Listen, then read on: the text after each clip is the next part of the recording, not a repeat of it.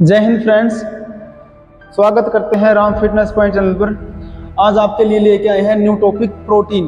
Protein क्या है और क्यों लेना चाहिए और क्या इसकी ज़रूरत होती है हमारे शरीर के लिए और क्यों खाना चाहिए हमें और कैसे कैसे खाना चाहिए, उसके बारे में आपको डिटेल में बताएंगे कि प्रोटीन चीज़ क्या है और यह है क्यों खाना चाहिए, क्यों ज़रूरी है हमारे शरीर के लिए, कि एक शरीर के अंदर छोटी एज के बच्चे को कितना प्रोटीन की मात्रा जरूरत है, एक बड़े शरीर को, बड़े आदमी को कितने, बड़े प्लेयर को कितनी ज़्यादा मात्रा में प्रोटीन खाना चाहिए, वो आपको डिटेल में बताएंगे क्यों जरूरी है। सबसे पहले मसल ग्रोथ। प्रोटीन हमारे शरीर में एक ऐसी क्रिया करता है जो हमारी मसल्स होती हैं, जो हमारी बॉडी बिल्ड होती है, हमारी ग्रोथ होती है, उसको क्या करता है, ये ग्रोथ करने में, मसल को ग्रोथ करने में हेल्प करता है। दूसरा है हमारा रिकवरी। रिकवरी क्या है कि जैसे हमने कोई एक्सरसाइज किया, कोई क्रिया की है, कोई काम किया है, उस काम की जो काम के अंदर जो एनर्जी लगी है, उस एनर्जी को रिकवर करने के लिए क्या जरूरत पड़ती है, हमें प्रोटीन की जरूरत पड़ती है। जरूरी नहीं होता कि प्रोटीन हम पाउडर वगैरह, ये डब्बे वगैरह खाएं, तो प्रोटीन हम किस किस चीज के माध्यम से खा सकते हैं, आपको डिटेल में बताएंगे। किन चीजों में प्रोटीन की मात्रा पाई जाती है वो हमको डिटेल में बताएंगे और क्या क्या खाना चाहिए। मूंगफली, सबसे पहले मूंगफली के अंदर प्रोटीन की मात्रा पाई जाती है। हरी मूंगफली, चना, पनीर, दूध और नट्स, इन चीज़ों के खाने से ये बिल्कुल सिंपल है, नॉन वेज नहीं है, वेज है। इनके खाने से हमारी बॉडी के अंदर प्रोटीन की मात्रा पूरी हो जाती है, जिससे हमारी जो एनर्जी जो हमारी बॉडी के अंदर लगती है, उस एनर्जी को रिकवर करता है। तो चिकन, मछली, टोफू, अंडे वगैरह भी आप इसके अंदर खा सकते हो, जो प्रोटीन की मात्रा हमारी पूरी कर देगा। बालों की ग्रोथ करने में सबसे बेस्ट है प्रोटीन। अगर हमारे बाल झड़ रहे हैं या वाइट हो रहे हैं, तो अगर हम प्रोटीन की मात्रा प्रॉपर तरीके से लेंगे तो हमारे बालों का झड़ना और बालों की ग्रोथ अच्छे से हो पाएगी। दूसरा पनीर, बटर पनीर होता है, पीनट बटर जिसको हम बोलते हैं, पीनट बटर इसकी चीज से मिलता है, मूंगफली, हरी मूंगफली के मिक्सर से मिलता है, जिससे हम पीनट बटर बोलते हैं। पीनट बटर खाने से हमारे दाल और बीन्स, चने जैसे राजमा, दूध, अंडा, ग्रीक योगार्ट, सूरजमुखी और कद्दू के बीज को भी हम खा सकते हैं, जिससे हमारे शरीर की प्रोटीन की मात्रा पूरी हो सकती है। दूसरी चीज है कि इसमें कैलोरीज अधिक मात्रा में पाया जाता है। दूध केले का मिश्रण करके हम सेवन कर सकते हैं, जिससे हमारे कार्बोहाइड्रेट की मात्रा हमारे बॉडी के अंदर पूरी हो जाती है।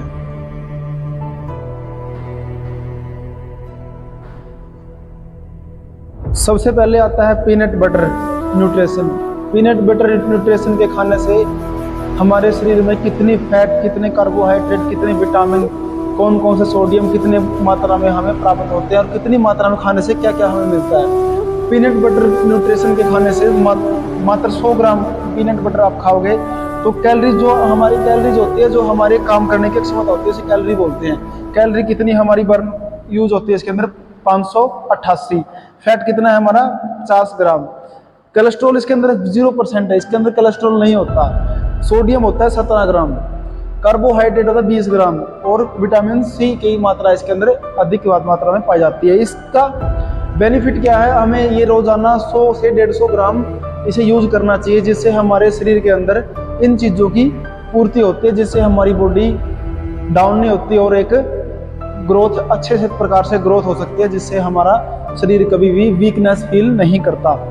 इससे आगे आता है बादाम। बादाम में मैग्नीशियम, प्रोटीन, कार्बोहाइड्रेट, सोडियम मौजूद होते हैं, जिससे हमारे शरीर में बहुत ही बेनिफिट करता है बादाम। बादाम खाना हमारे लिए बहुत जरूरी है।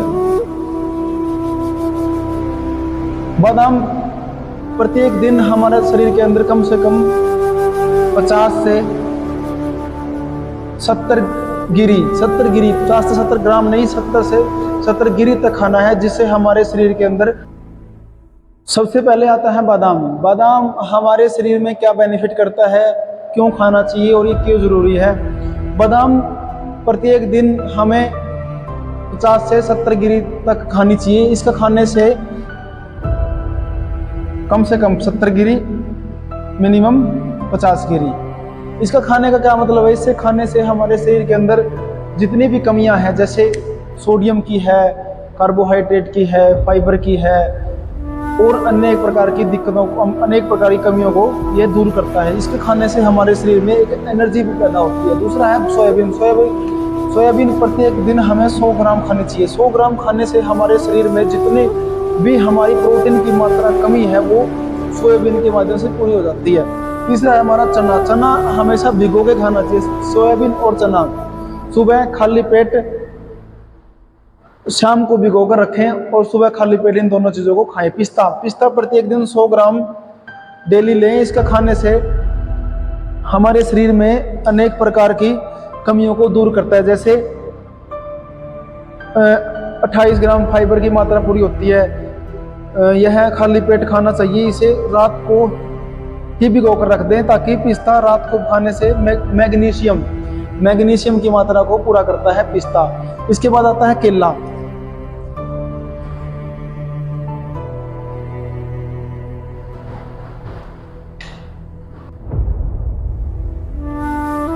पिस्ता के बाद आता है केला। केला हमें कितनी मात्रा में खाना चाहिए और किस टाइम खाना चाहिए और कैसे कैसे इनको खाना चाहिए। केला खाने, अगर खाली पेट हम केला का सेवन करते हैं तो हमारे शरीर में एनर्जी पावर बनती है, एनर्जी आती है। लेकिन टाइमिंग क्या है खाने की? केले को खाने का टाइमिंग क्या है?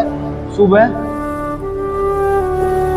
8 से 9 बजे तक केला हमें खा लेना चाहिए। और यह खाना खाने के बाद 2 से 3 केले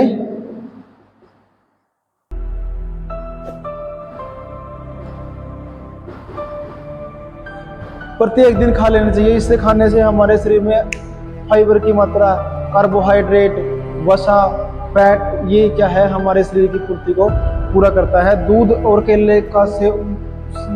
और केले का मिश्रण से हमें बनाना शेक बनाकर भी इसको पी सकते हैं। अगर खिलाड़ी डेली अगर इसको यूज करे तो हमारे शरीर में प्रोटीन, कार्बोहाइड्रेट, वसा, इन चीजों की मात्रा की कमी नहीं होगी। नेक्स्ट वीडियो लेकर आएंगे आपके लिए कि